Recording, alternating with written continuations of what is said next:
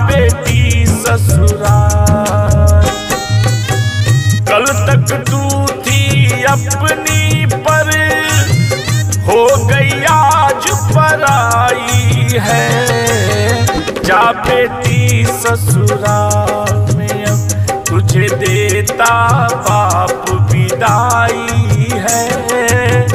जा बेटी ससुराल।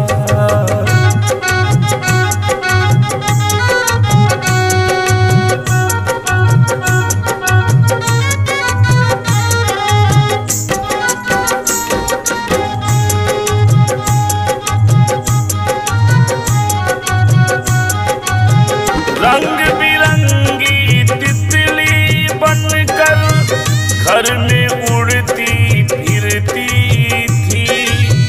पापा का आदेश हुआ तो मुंह के बल ही गिरती थी। बेटी मुंह के बल ही गिरती थी। थे खुशहाल तभी से हम थे खुशहाल तभी से हम जब से तू गोद में आई है।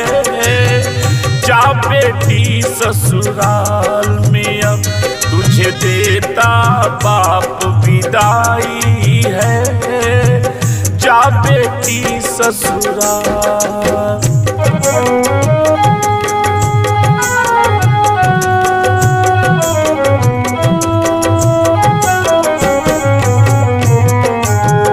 अब तक मेरे साथ थी बेटी घर आंगन के क्यारी में। जाती है अब ससुर हवेली उपवन की फुलवारी में। बेटी उपवन के फुलवारी में। ससुर जी पिता समान है तेरे हो। ससुर जी पिता समान है तेरे। सासू तेरी माई है। जा बेटी ससुराल में अब तुझे देता बाप विदाई है। जा बेटी ससुराल।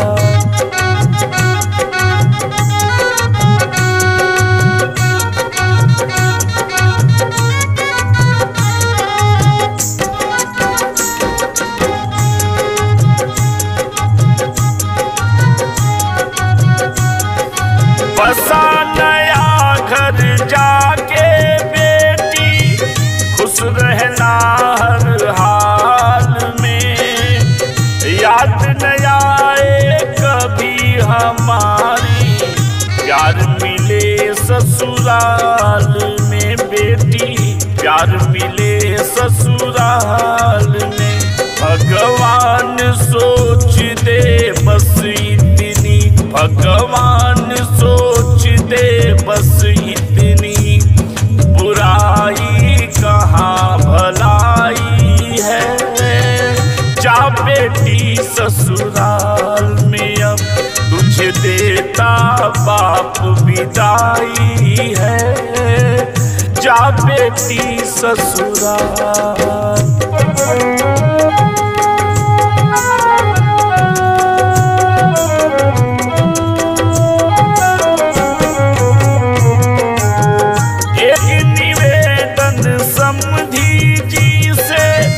जाती बेटी डोली में अपने जिगर के टुकड़े को डाला आपकी झोली में। डाला आपकी झोली में। लक्ष्मी शंकर इंद्रजीत की। लक्ष्मी शंकर इंद्रजीत की आंखें अब भर आई है। जा बेटी ससुराल में अब तुझे देता बाप विदाई है। जा बेटी ससुराल। जा बेटी ससुराल। जा बेटी ससुराल, जा बेटी ससुराल।